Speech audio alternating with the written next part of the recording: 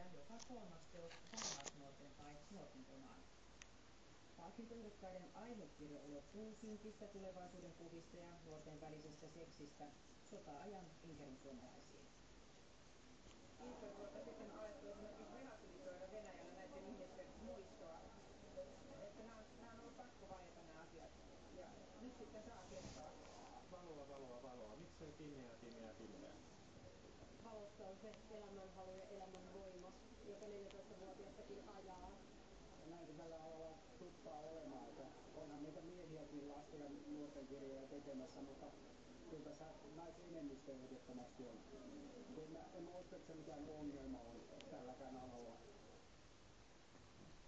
Helsingissä lapset pääsevät säveltämään musiikkia yhdessä huippuammattilaisten kanssa.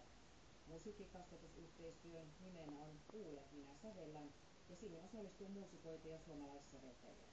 Syntyvä sävellys esitetään yhteiskonsertissa.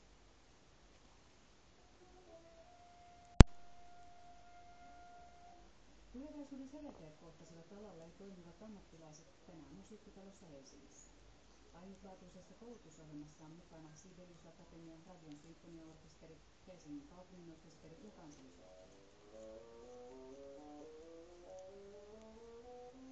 Malli on saatu New Yorkin filharmonikoilta, joiden työpajoihin on osallistunut jo 10 000 lapsia. Musta ihan mahtavaa, että me on tähän avoimin siirtämässä aivan mahtavaa. Koulutusohjelman luoja John Duke uskoo lasten luontaiseen kykyyn tehdä musiikkia.